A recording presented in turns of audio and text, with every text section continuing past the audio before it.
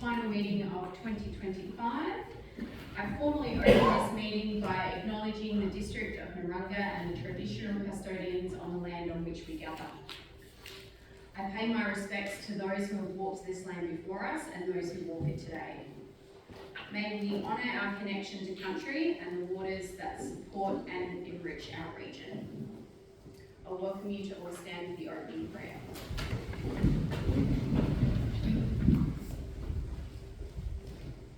As we gather towards a summer period of connection and reflection, may we approach our work with wisdom, respect and integrity.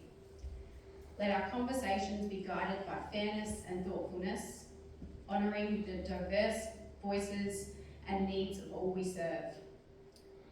May the spirit of our harvest encourage kindness, understanding and unity. And may our actions today help strengthen and support our whole community. Thank you.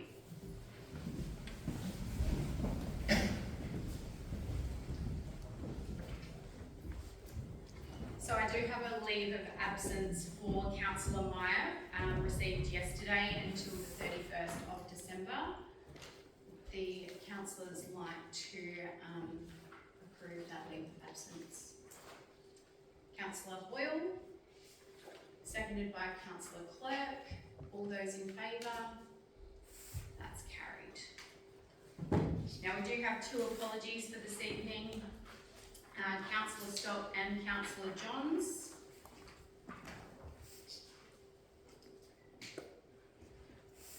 So before we proceed, I'll remind all elected members of their responsibility to disclose any general or material conflicts of interest in relation to items under consideration.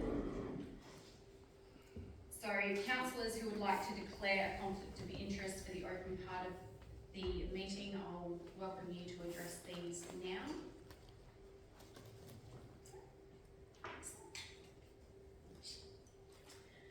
Minutes of the previous meeting. So we've got 3 to confirm tonight. We'll start with the ordinary council meeting, the 12th of November 2025. Would somebody like to move those minutes?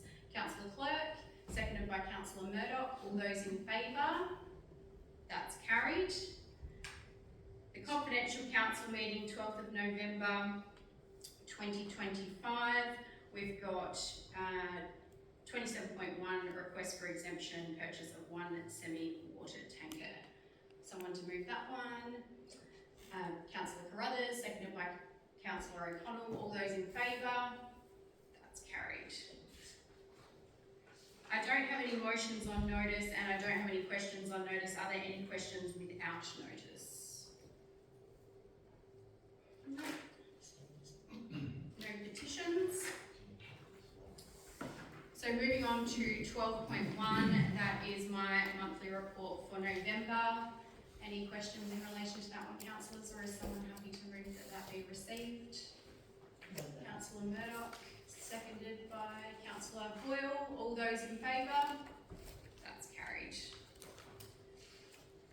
13.1, Deputy Mayor Carruthers' monthly report for November. Same again. Any questions, or would somebody like to move that one? Councillor Bittner, moved, and seconded by Councillor O'Connell. All those in favour? That's carried. And then 13.2, Councillor O'Connell's monthly report for November. Councillor Lafferty would like to move that one, and seconded by Councillor Murdoch. All those in favour? That is carried. Moving on to the information agenda, councillors, is there any questions that you'd like to pull from any part of that part of the agenda? If not, I'll ask if somebody would like to move that those reports be received. Councillor Hoyle, seconded by Councillor O'Connell. All those in favour? That's carried. Straight on to visitors to the meeting. So first up tonight, I'm going to welcome Matt Burr from Walk the Yorks for Charity. He's going to give us a bit of a presentation on what they've been working on and how we can support them moving forward.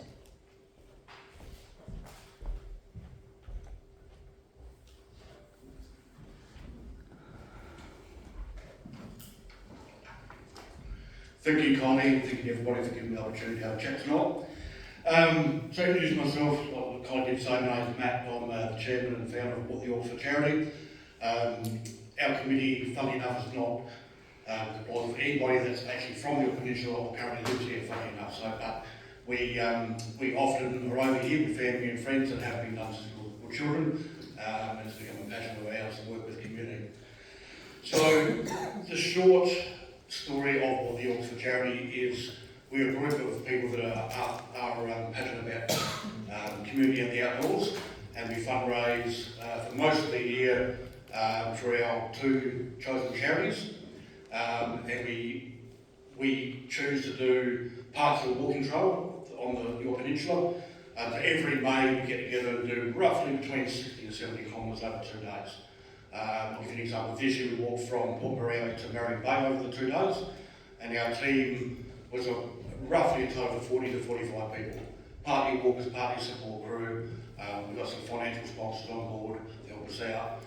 My good mate Darren is down there. He supplies our lunches and that for our walkers and support crew every year. So it's like a real cool team to get together, and we individually fundraise, but as a team. So Backpacks for Say Kids is our one of our chosen charity supporters, and the Anchor Backs program in particular is a youth homeless program. So we've currently raised roughly $140,000 so far, and we split that equally between another chosen charity and it's of an organisational charity on the Yorke Peninsula. And this is our third year that we're supporting the Southern Yorke Peninsula Support Group for the Royal Flying Doctors. But we are looking to spread the love, so to speak, and we will have somebody after me come up and speak from SOS Yorks, Stamp Out Suicide, so we have a handshake agreement with that down the track, and I'm going to support them. And for example, we might support the SES or Sea Rescue. We're going to, every 2 to 3 years, change organisations on the Yorke Peninsula. But we would love to try and keep some funding here on the ground of the Yorke Peninsula. That's our aim, that's our goal. Part of the presentation today has changed a little bit. I caught up with Andrew and Kylie yesterday, and a big part of what I wanted to speak about was the experiences we had on the walking trails. We had some real big concerns about the safety of everybody walking the tracks, and I received an order this morning from the council, which was finally reviewed on August 2023. Anything from vegetation issues to signage, just to make things a lot safer. And this report is really extensive. It was done by Open Trails Australia, and every concern that I've had and my group have had is actually in this report. So I'm very pleased that I'll be able to read that today, so thank you for passing that on. Just with the safety audits, one of the things was it was recommended that there would be somebody from council that would be holding solely in charge of these issues. I'm unaware of who that person is, I'm not sure who I'll speak to. If there's somebody been appointed to do that. I'll be happy to have a chat with you later on. So that's awesome. So a lot of my questions were actually already answered today after sitting down and reading that, so that was very good. One of the things I do in my current work is I work as a mentor and support worker. And I'll bring over some clients, NDIS clients that have disabilities. And I brought one of my clients over 2 weeks ago, and we walked from Port Rickaby through to Port Victoria. His goal in life, before he completed his site, is to walk the whole 500 kilometres.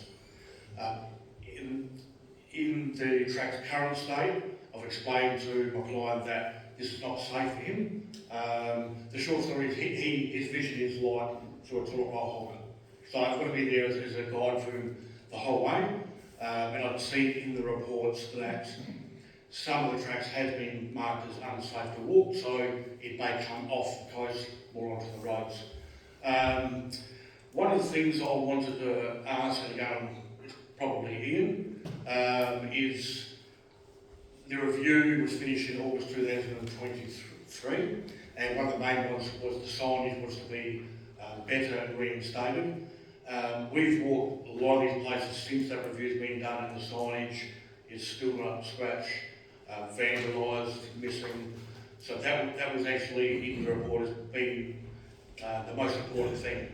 And in the last year or so, since the review that I have seen and where we have walked, that hasn't been rectified as yet. So, but I'll have a chat in a bit later.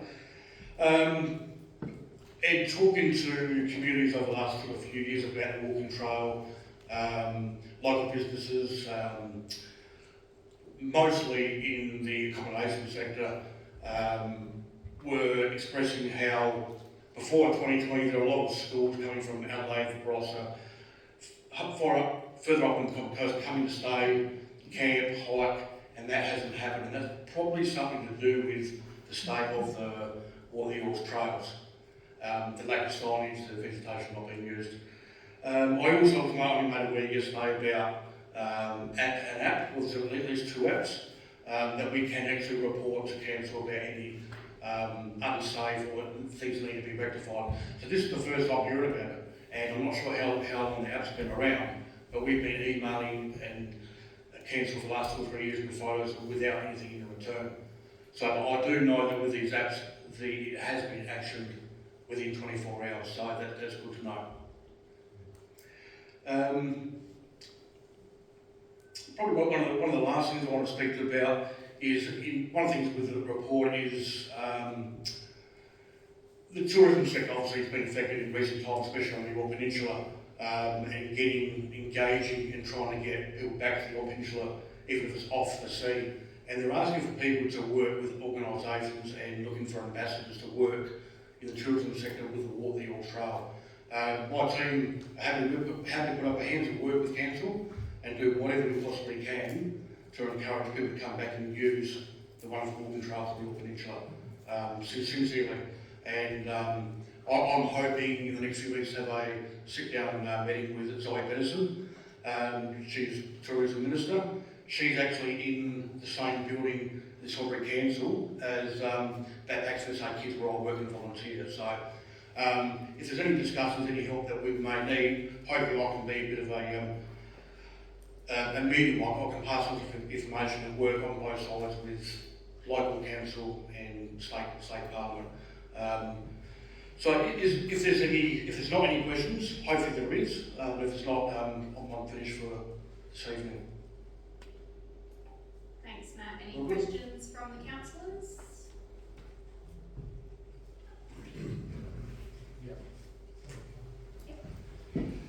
Thanks for your presentation, Scott. So obviously maintaining these things are expensive for us as a council, and I suspect some of the reasons why some of those issues have not been addressed is around funding. Have you got any ideas on how we can raise money or create events that can raise money for the walk, whether it be, like if you're bringing 45 people along for a walk, can we facilitate something a bit bigger and generate some funding to maintain that? Oh, 100%. Like engaging community businesses. Like for example, most of our financial supports are from Adelaide. We've got our first ones in Murdoch Motors in recent years. So the more community know about what we do, and we've been getting a lot of people just want to be a support group, just turn up and make a bit of noise. We've been fundraising. Brooke Allen has organised an online auction recently, and a lot of local businesses have just donated a heap of product and vouchers for us to auction off. We're happy to listen and take on anything that we possibly can to help. I think from the state of the Yorke's Trail itself, because it's been left in its state for so long, we do understand it's going to take probably many, many years to rectify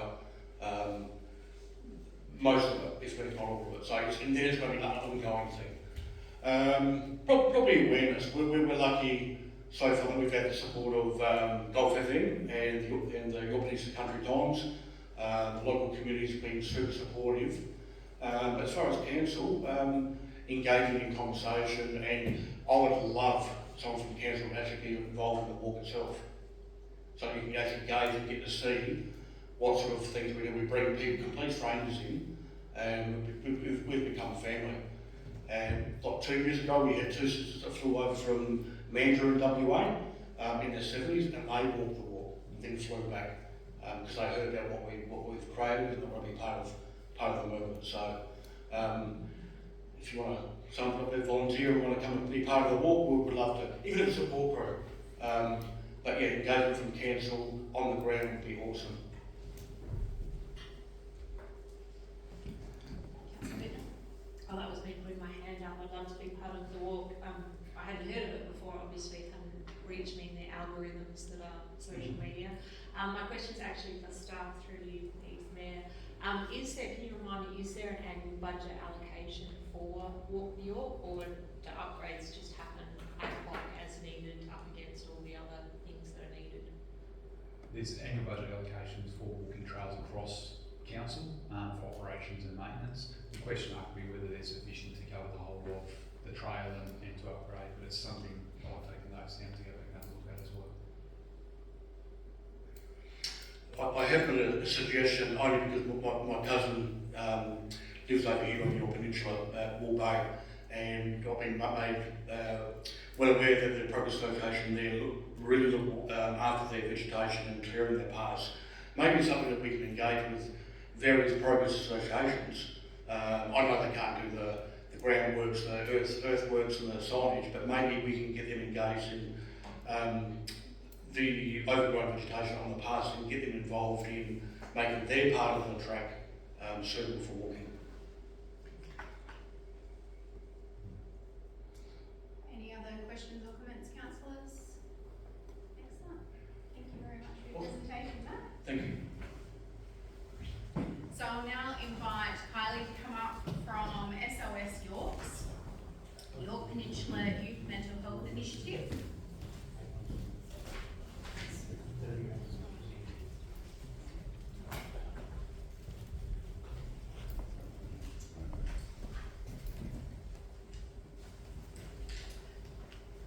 Good evening, Mayor and councillors. Thank you for the opportunity to present tonight.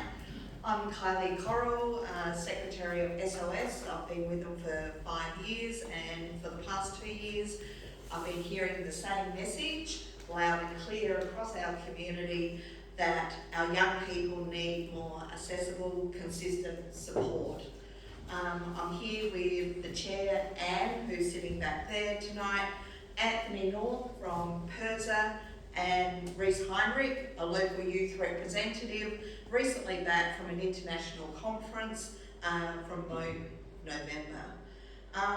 Tonight I'm wanting to present to you, we've collated a lot of feedback from a wide mix of community voices, and we're here to share the community-driven idea of a mobile youth support concept.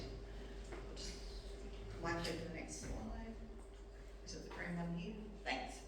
So for those of you that haven't heard of us, we're actually under Preventable Health, and we were established in 2015. So Stamp Out Suicide Yorke Peninsula is a dedicated community initiative focused on suicide prevention, mental health support and emotional wellbeing for individuals across the Yorke Peninsula. And our mission, we've been successfully seen at many local events. We have a website with many resources available on mental health. It's constantly changing all the time with government services, so we keep that active. We connect through social media, and our mission is to build a resilient community. We've been successful with grants, and we're now offering discounted mental health first aid training to our community, and we're advocating for wellbeing to grow in our region. Some of you might have known the blue tractor. It was dressed at the Price Tractor Pool, and we've had a fantastic business,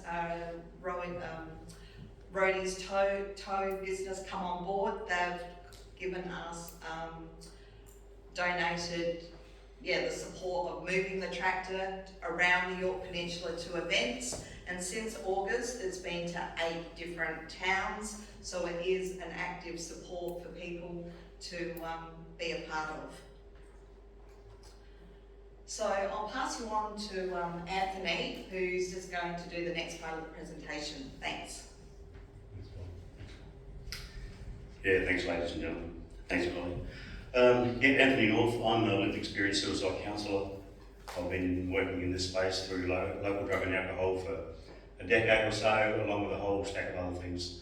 These days I'm employed by PIRSA, and the reason I mention that is because the process that the guys are about to ask you is already in place in an adult, in a much bigger form. Like as a PIRSA family business mentor, I mainly deal with mental health issues for, should I say, older Australians. We don't have a process at this stage where we get involved, but there is already a precedent in place, and that is the PIRSA facts and we're not all in the same space. I'm in the psych space, but not all of us are.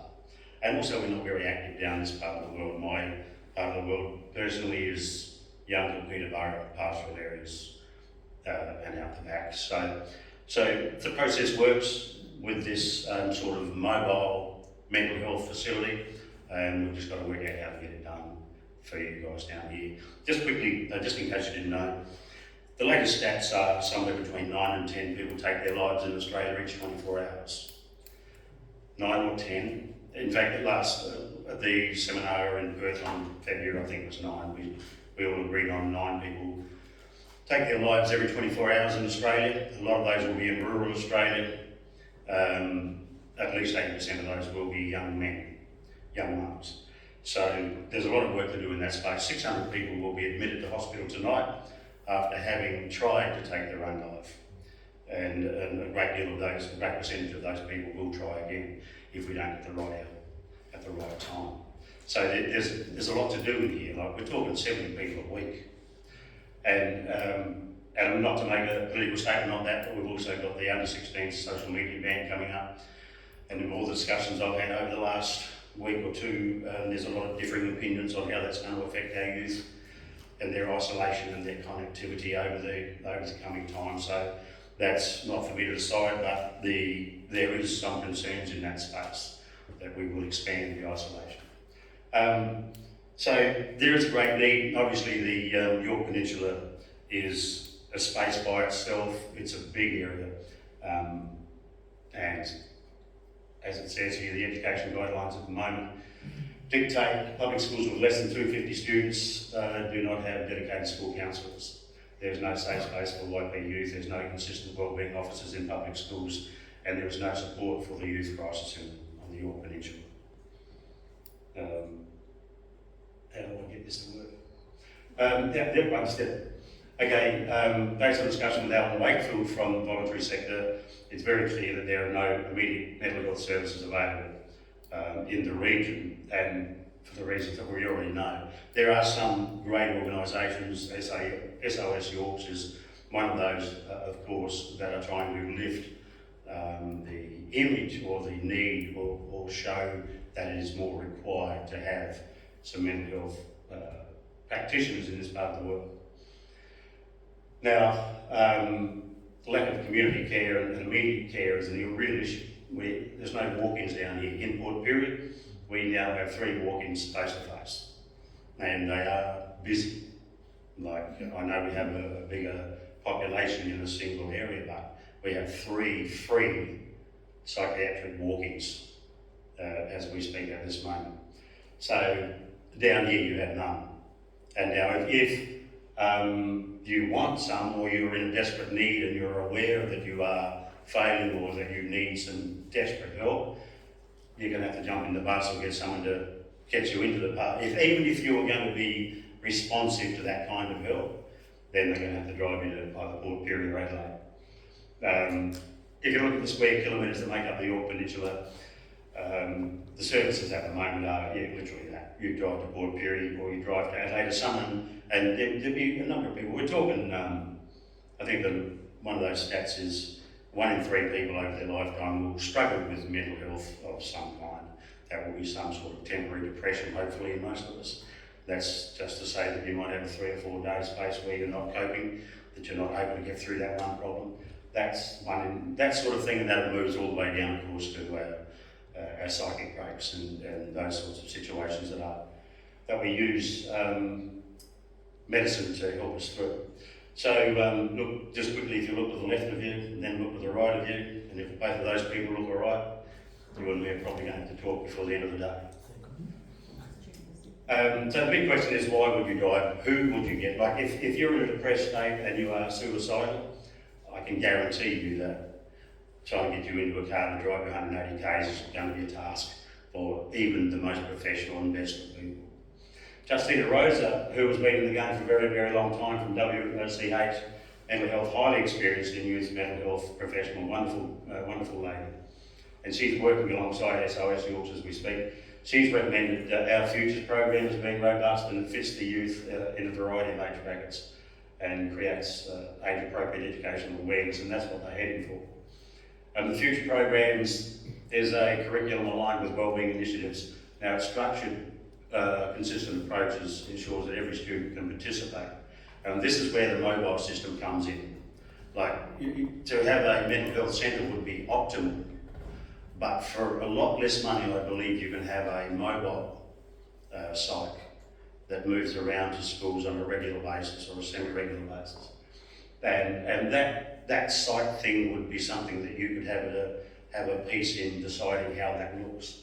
And that would probably encourage young people to catch up with that person one-on-one, but also that person who was employed in that space would be able to talk to the school kids, the school leaders, the school teachers, and start to work out how to build confidence, how to build connection within the school community, and how to get our children, our young adults, comfortable with actually asking for help, and who can they trust helping in that space. So, as a part of the long-term vision for SOS Yorks, we aim to implement the pilot program and measure any increases in general student wellbeing, and this is possible.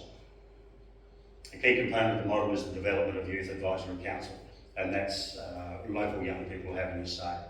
Provides people with a voice for shaping wellbeing initiatives, promoting leadership, advocacy, youth-led feedback that strengthens engagement across Yorke Peninsula. So Yorke Peninsula, young adults, young children having a say in what they think mental health and wellbeing looks like in your part of the world. And Anthony, this is where we've got Reece just having a Oh yes. Thank you. This is the guy. So we'll put you on to Reece. This is a well-travelled young fella, and you'll be a real asset in this part of the world. Thank you, Anthony. I'm Reece. I'm 17 years old, and I've had the privilege of being a part of a variety of youth action councils, committees, and groups. So probably my most recent adventure was to Geneva, Switzerland, as part of Movember's Youth Action Council. So Movember's Youth Action Council consists of 10 young men across Australia, working with Movember to basically work forward with their initiatives, projects, anything. And yeah, we had the conference in Geneva. So I'm here to talk about throwing out the idea of a youth action or youth advisory council, committee or group here on the peninsula. I think when we look at the opportunities laid out between metro and regional young people, I think it's pretty clear that here in the Yorke Peninsula there isn't really ever an opportunity for a young person to have their voice heard. So I think this is a way to do that. The next slide. Sorry, I'll probably read that one. Yeah.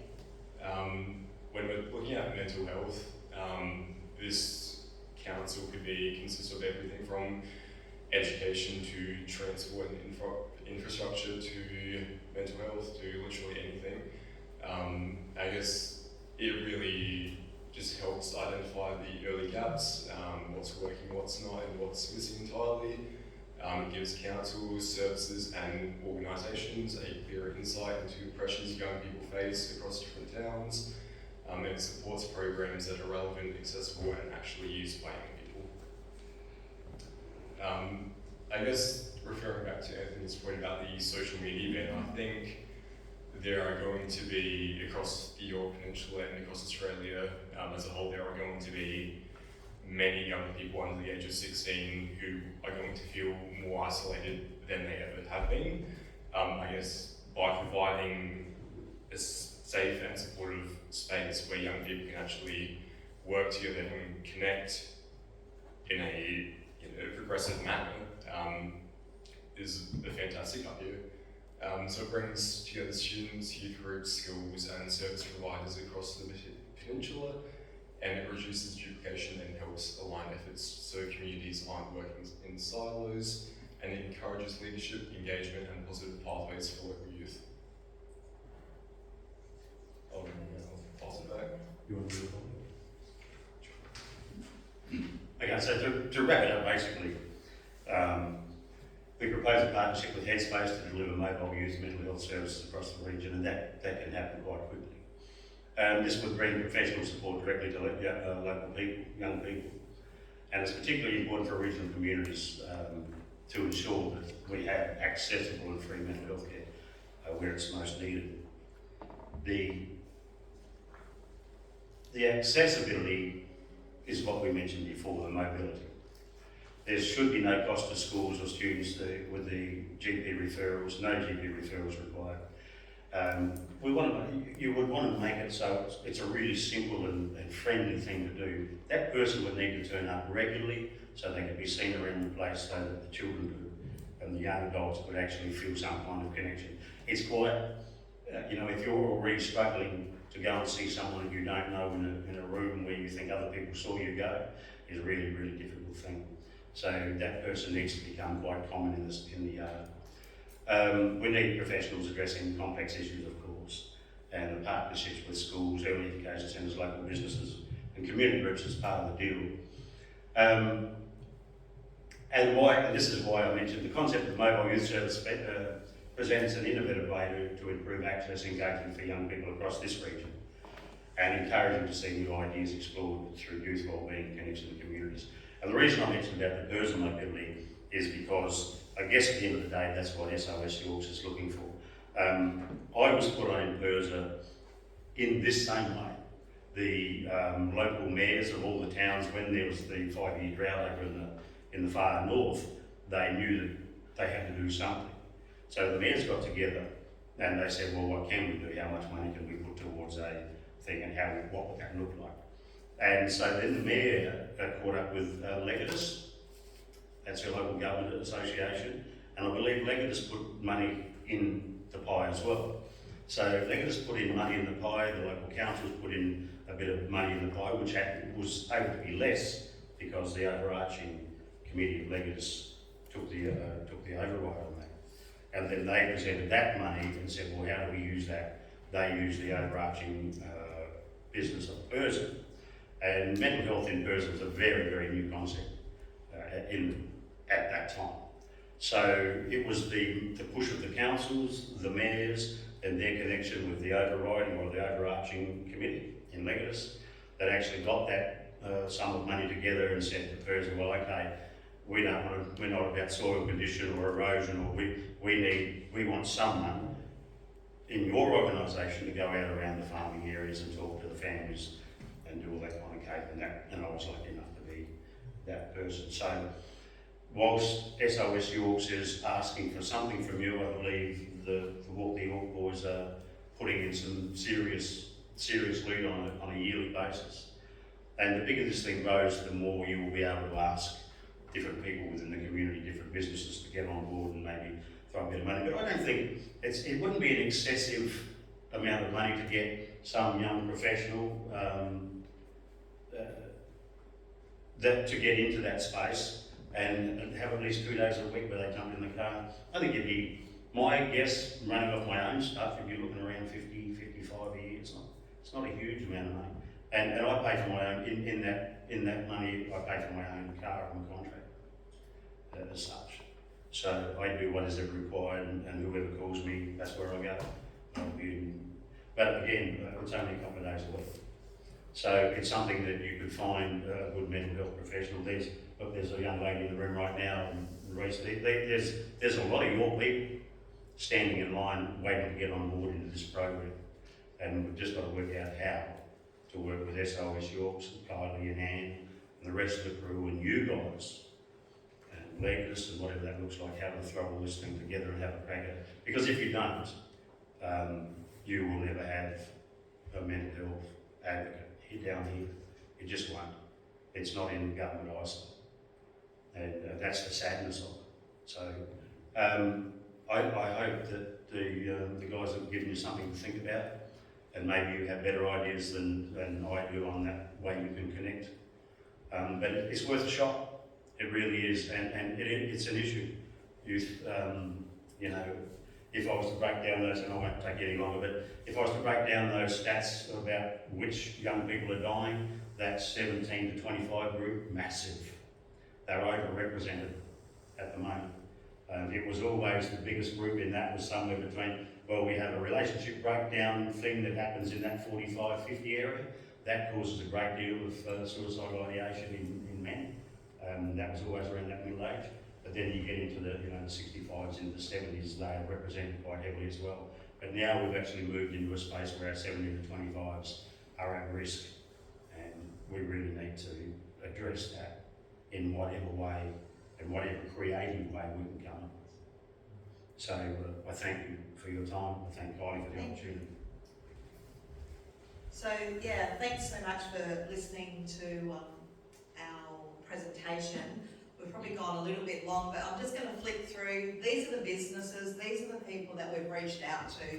So we're just not a small group of 13 people meeting on a Zoom meeting. We're actually dealing with some really important people, and we've really done a lot of research, like way out of the usual volunteering sector. Just next slide, thanks. Fantastic amount of businesses from north down to the bottom end. We're really reaching all our businesses and schools. And the next slide, please. So basically, we're just asking for you to consider next year with your budget to match our charity partners' contribution to help us work together with Headspace for a professional youth health professional to bring some sort of mobile program together. It's been long enough with no safe space, no actual spot for any youth at all. So thanks for listening to us. Thanks. Thank you very much for your presentation. I'll just ask the councillors if they've got any questions. Councillor Murdoch. Hi, thank you. Great presentation, and absolutely 100% something really lacking on Yorke Peninsula. I guess my question is, your mobile thing's going to be delivered through schools?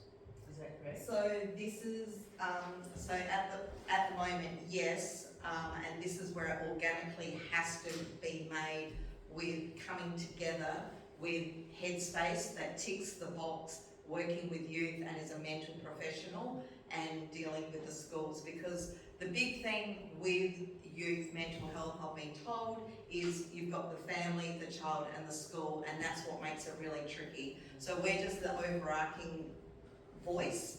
We bring in Headspace or a professional, maybe someone from Piri, and employ them to come over. And how it works, I'm not sure yet. That was going to be my question. So you're saying like 17 to 24, I think. Yeah. You said was that age group. Obviously, Or 12, yeah. School. It depends on the legal age and where, Headspace sits. How often would you plan to visit schools? Because so that's the other situation with the funding. It would have to be a regular time every week, the same time, and they're saying during school hours. But then, yeah. So it would be a regular time and always, the set time. And so there'd have to be really important communication between the schools and the towns where people not going to school would be able to see that counsellor outside the schoolyard.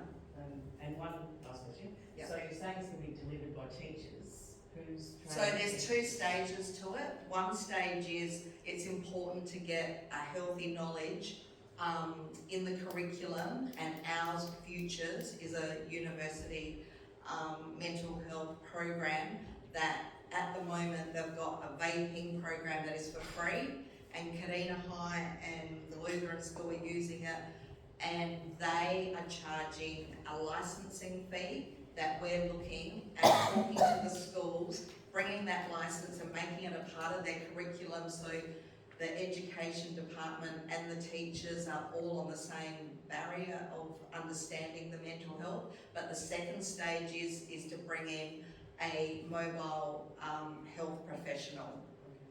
So would that be elsewhere besides schools? Like would you be at events? What's your sort of for the counselling Well, situation. for the mobile. For the mobile, that would be a set time of the week, like it would be a clinic, like, Okay. yeah. Right. So it would be a set town, a set time, Right, okay. and people would know It's there. that they can go Yeah. to that or Excellent. set an appointment. Yes, Yeah. well, could, you would, what you suggested was a great idea, you turn up at the event, which is what the guys are doing right now, and promote it, because at the end of the day, you would promote heavily in the schools that that's available, but there'd be some money in the budget, so you could actually go to these shows and set up a little bit of a tent and say, hey, you know what? Awareness. Yeah, make Yep. top of mind awareness type stuff, so people could come to you after it, you know. Awesome, thank you. Mm. No, that's fine, thank you. Any other questions, Councillor O'Connor? Yeah, thank you very much for your presentation and a very important issue, one that I guess in my career in education, been involved in this sort of thing, where I've seen mobile phones start with year 12s, then go to year 11s and 10s and got younger as we went through. I've also seen over the career increase in anxiety and depression in kids, like the real change over a long period of time. I was interested in a comment, I suppose, about the expanded isolation that one of the recent ads that you made, that you believe the social media ban is creating, because the schools have had this thing for a little while now, but I've been out of the system for a while, but where you can't have mobile phones during the day at school to try and prevent that sort of thing, increase communication direct rather than be on your phone all the time.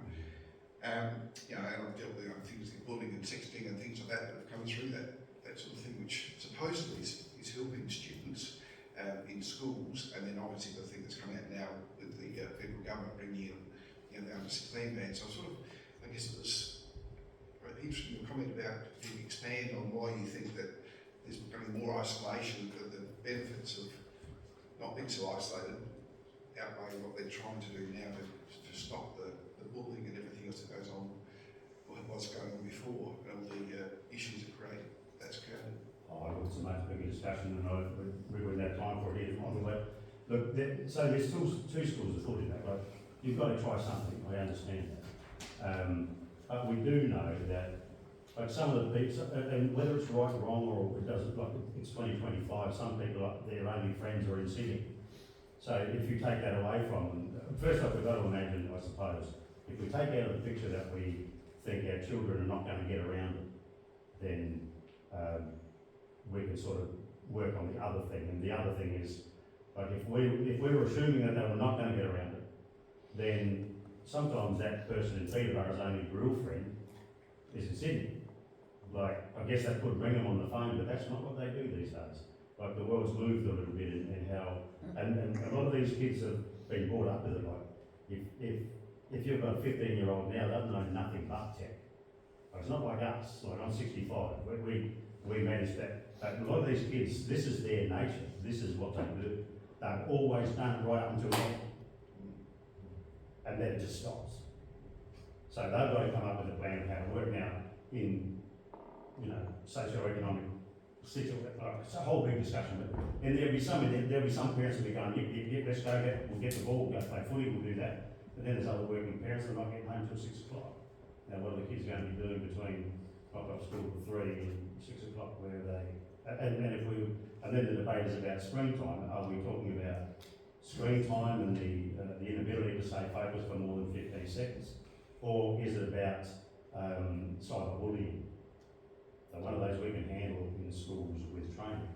And one of those, the other one, of course, is the lack of attention spans. And that's a whole other world. And will a dead stop fix that? I don't know. I'm not saying it's not a thing for me on the way. I'm there to help the people who, have an issue, regardless of whether it's that or something else. Again, those sorts of discussions will be had in the pubs around the country for quite some time. And we won't really see the effects of this until 5 years' time. And I truly just hope in 5 years' time we're looking at that going, oh shit, that was a really good idea. I hope that's what we're saying. It's a big challenge ahead, but we're trying to make it simple, and we're trying to start, and we're trying to make the community aware of it. So, great. Thank you. Thank you very much, and we'll make sure that we share contact details as well if you want to have a bit more of a chat, and we'll have a bit of a chat with Northern and New York LGA about what's happened previously and things like that as well, and gather some information for the council. Is it possible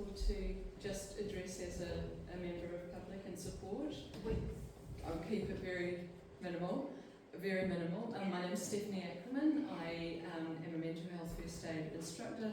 I'm also a senior lecturer at Allen University, and I work with various schools across the Yorke Peninsula.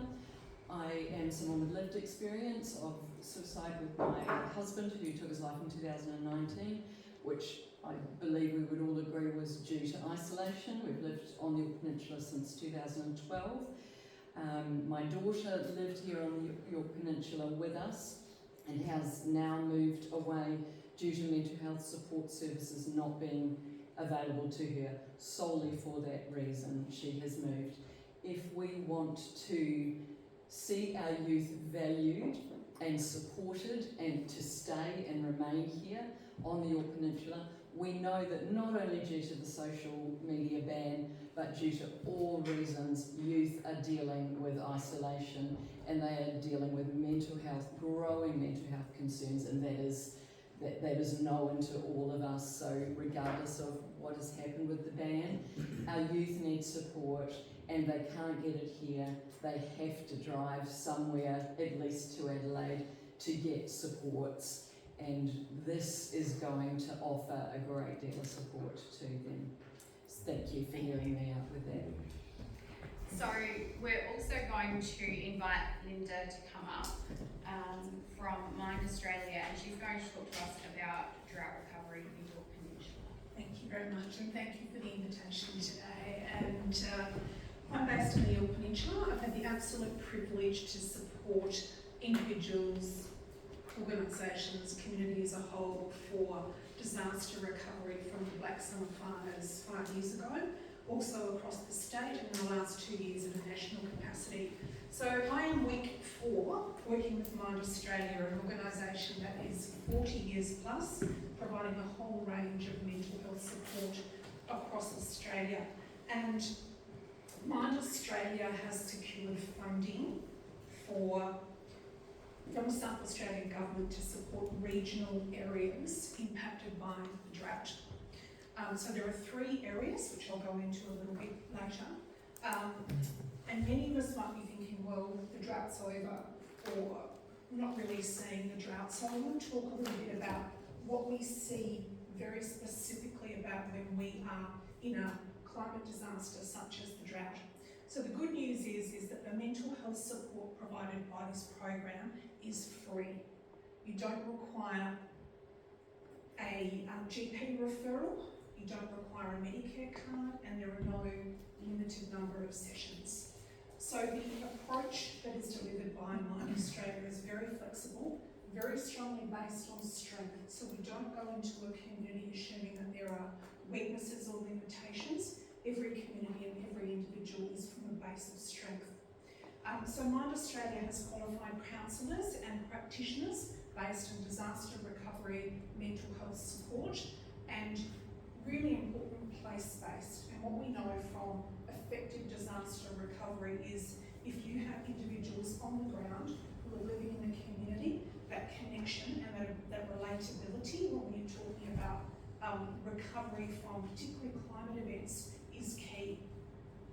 So the drought team across 3 drought impacted areas, we can do a whole range of support, from individual counselling, from just a coffee catch-up based on psychosocial support, to work with teachers, youth groups, organisations like SOS Yorke that I've had the privilege to meet this last week, holding workshops for this group, for council staff to understand about climate impacts on communities and individuals and recovery from drought. So let's just have a look for a moment about the impacts of drought. And it can and is quite unique. So unlike a fire event where many people will focus on the day it happened, or the afternoon it happened, or the time it happened, drought is that long, slow build-up and that very much long recovery. So how you were before the drought impact can impact on your financial stresses and hardship. So if you had a couple of very good years prior to the drought event, you may have bought extra equipment, you may have, financially geared quite high, and then you are not in the ability to maintain that financial support, and it can cause extreme stress in that long-term recovery. And what is known from research, particularly after the black summer fires in Australia, is that longevity for recovery from climate events. We're not just talking about a 6-month funding program, we're talking about 2, 3, 5, 7 years for communities and individuals to fully recover. And what we also know, we're seeing very frequently, is the intensity of these events is getting higher and the space in between climate events is reducing. So that space of recovery is limited as well. So grief and loss of immediate and future viability of livestock and crops. So the immediate, where you see the need to bring food in, your land is being eroded, and also the future viability, and particularly for the succession planning, it's creating a lot of challenges. Loss of immediate employment, so your contractors on the ground, plus also the associated businesses that are relying on farming income. So the impact is from businesses on and off the farm. So it's the landholders themselves, the local coffee shops, the local livestock agents, etc. The impacts of drought fracture relationships, whether it be your local bank manager, whether it be how you deal with individuals when you go to the local post office, or your intimate family relationships and friendship. What we know with long-term recovery, you don't have the peaks of that high adrenaline, for example, in a fire or a flood setting. What you have is very long extended periods of what's known as the cortisol phase. And with that cortisol phase comes chronic health challenges. We see a rise in blood pressure, we see a rise in poor eating habits, we see a rise in cardiovascular disease, diabetes, etc. And the mental health impacts, again, prolonged by this state of cortisol, where individuals are not wanting to go to the local footy matches or the cricket matches or have that really important social connection. Social withdrawal and isolation, and recognising that not every property in a region is impacted, and the term green drought, if you haven't heard it already, you probably hear it a lot, where one property is lush and green, has had a good season, and a couple of kilometres down the road really struggling or having a reduced quality stock. We also get a lot of tourists in Yorke Peninsula, and it's raining. They're using their windscreen wipers. They're getting warnings that there's going to be high rainfall. And so the concept of having conversations about drought and supporting the local community, it's not relatable. And that in itself creates challenges as well. Planning can only go so far. So farmers generally are a really robust, resilient and well-planned and considered group. But planning in a drought, very much a long haul, can only go so far.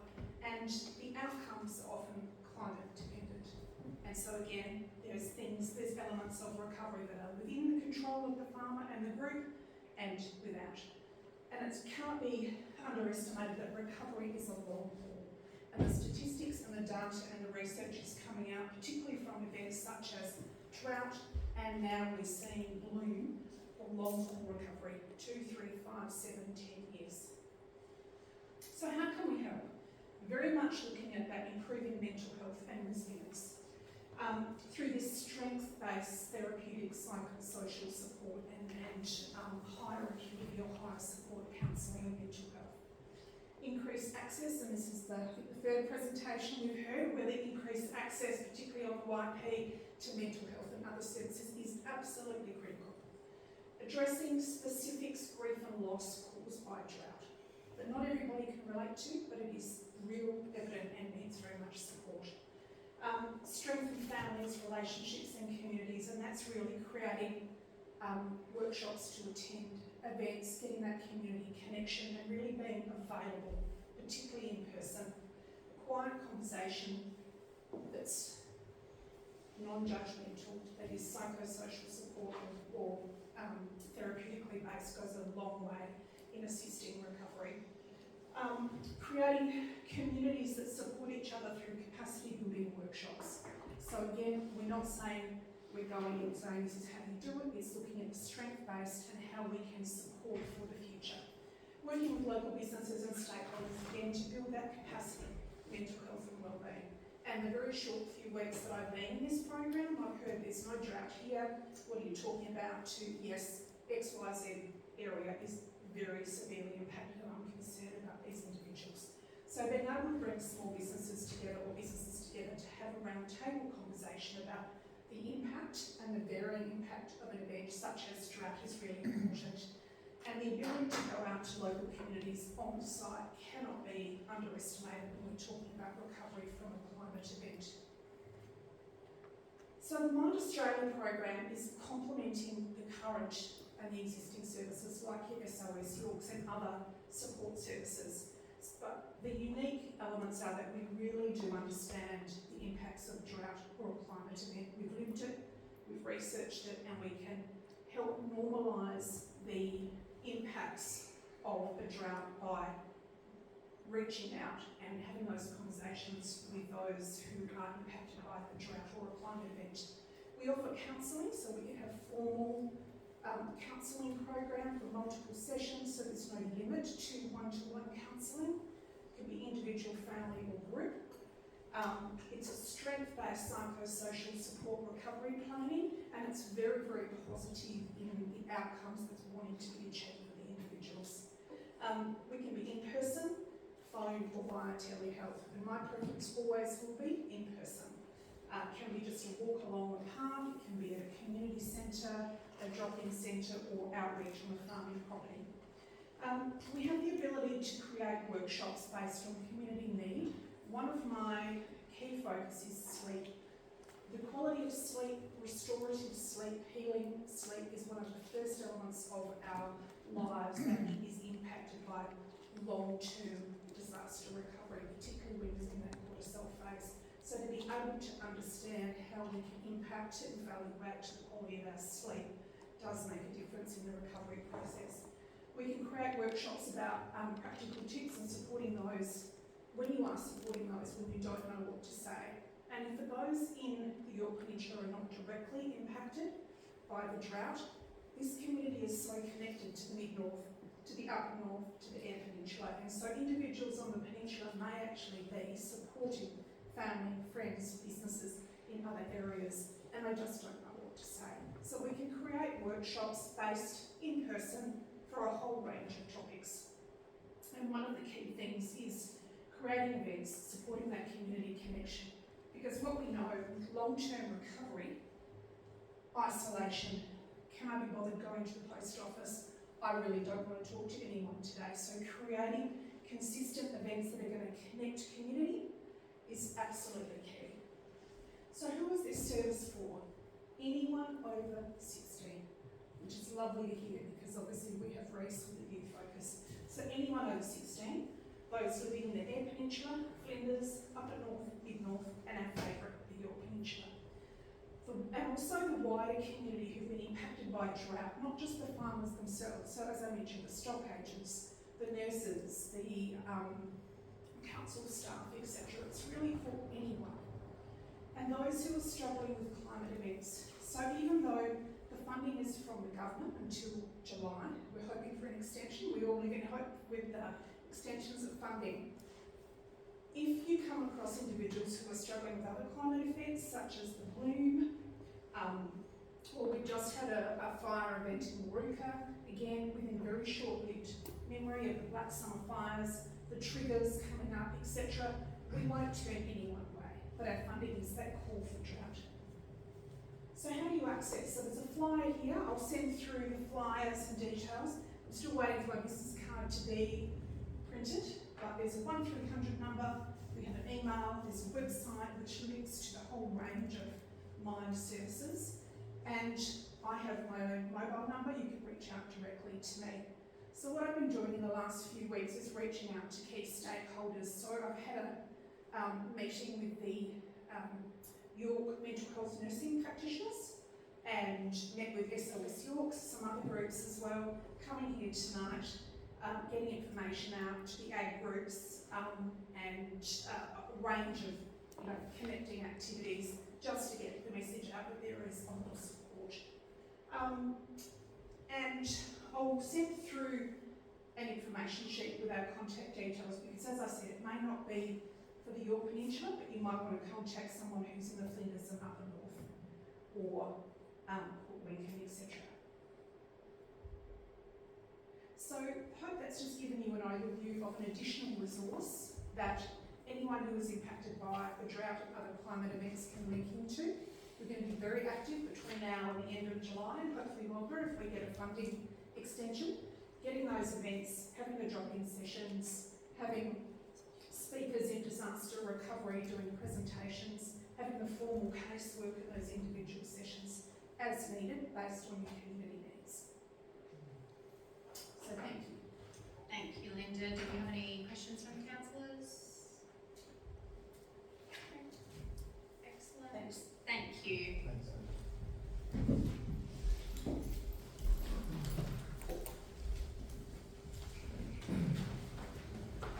Councillors, moving on to the debate agenda, nothing from me. So we'll go to 22.1, Sandy Church Road deed.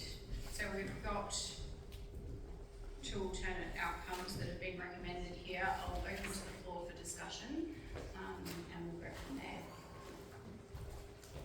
Councillor Bittner? I'd like to move recommendation B, C and D, please.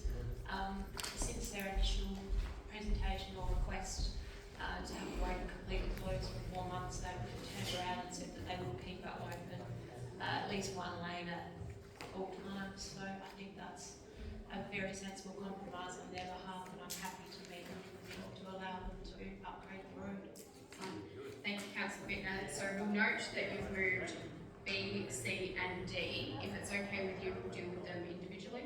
Is that okay? Yep, excellent. So I'll ask if there's a seconder for All three. Councillor O'Connell was first. For recommendation B? Yep. I'll do all three then, whatever you want to do. We'll do them one at a time, That's fine. if that's okay. Someone else can have a vote in terms of the Okay. Would anyone like to speak to the live motion? So recommendation B is now live. No? Okay. I will call for a vote then. All those in favour? That's carried. Recommendation C moved by Councillor Bittner. Do I have a seconder for that one? Councillor Clerk.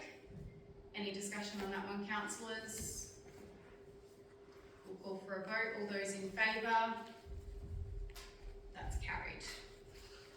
And recommendation D, moved by Councillor Bittner, seconder for that one, Councillor Lefebvre. Any discussions on this one, councillors?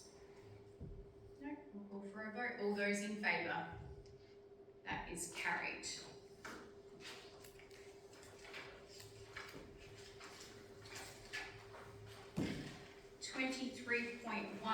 Finance report as at 30 November 2025. Any discussion, or would somebody like to move the recommendation? Councillor Hoyle? Recommendations moved by Councillor Hoyle. Do I have a seconder? Councillor Lefebvre. Any further discussion, councillors? All those in favour? That is carried.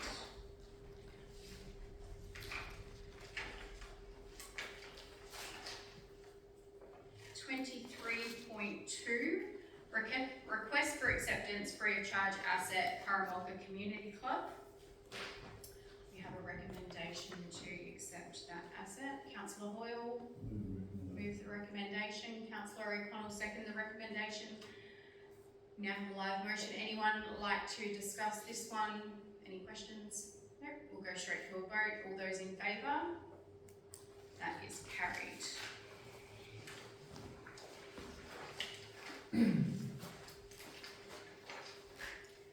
23.3, request for community loan Atherton War Memorial Sporting Club Incorporated. Councillors, we have a recommendation there. Councillor Hoyle. Councillor Bittner, seconded. So moved by Councillor Hoyle, seconded by Councillor Bittner. Any further discussion, councillors? All those in favour?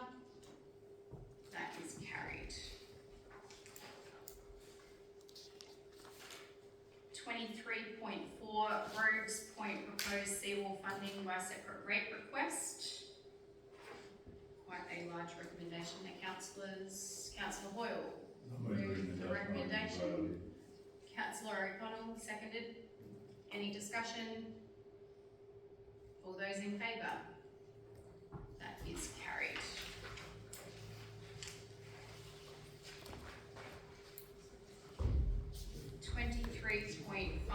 Policy review, policy number 139, Treasury Management Policy.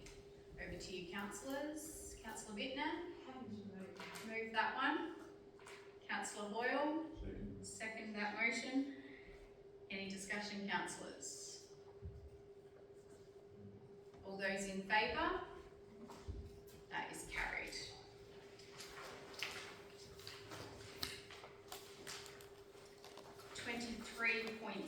Policy review, policy number 142, budget reporting and amendment policy. Councillor O'Connell, would you like to move that recommendation? Councillor Clerk, would that be a second? Yes. Live motion, any further discussion? Councillor Hoyle. Can I just add that I really like the amendments in red? It's really good for the benefit of the gallery. Easy to There is read a lot of there. reading in this, and to have the amendments in red is a really great idea. So, I agree. The track changes make it much, much easier. yeah. We'll call for a vote. All those in favour? That is carried.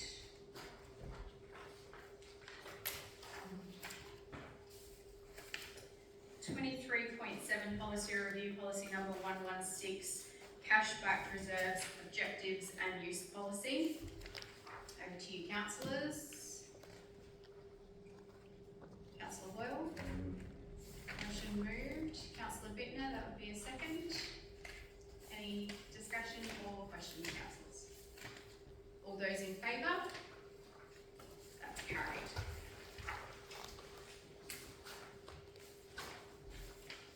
Okay, on to assets and infrastructure. 24.1, Port Moorawi Dark Sky Lighting Policy Community Engagement. Councillor Carruthers, that is moved. And Councillor O'Connell, second. Any discussions on this one, councillors? We did have a presentation to council on this. Excellent. All those in favour? That is carried.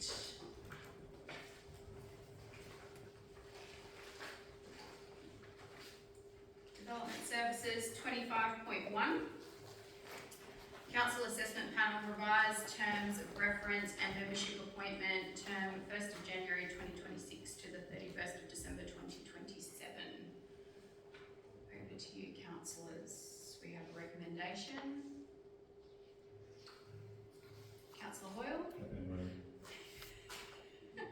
Councillor Bittner, would you like to second that one? Excellent. Any discussion? All those in favour? That's carried.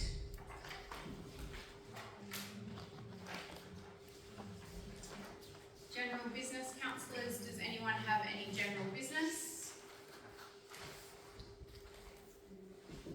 I'll just welcome our new Director of Corporate and Community Services, Daniel Griffin.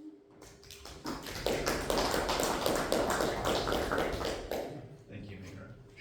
It's a privilege to just take my privilege to serve the community in this new role. It is. I'm looking forward to continuing to do my best and get the most out of the team for the community. It's a great place to work and it's a great community to serve, as you all know.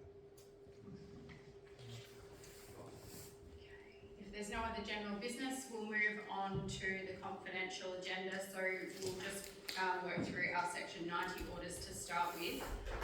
So 21.7, purchase of one prime mover via vendor panel. So we've got the section 90 order for that one. Councillor Hoyle would like to move that, seconded by Councillor Carruthers. All those in favour? That's carried. 27.2, Memorandum of Understanding SA Jetties Renewal Program. Section 90 order, Councillor O'Connell, seconded by Councillor Clerk. All those in favour? That's carried. 27.3, Section 91 order for review of minute reference 152 of 2025. A mover for that one. councillor Bittner, seconded by councillor Clerk. All those in favour? That's carried. And 27.4, section 91, confidential order review, minute reference 3034 of 2025. Someone to move that one, councillor Hoyle, seconded by councillor Murdoch. All those in favour? That is carried. Thank you very much to our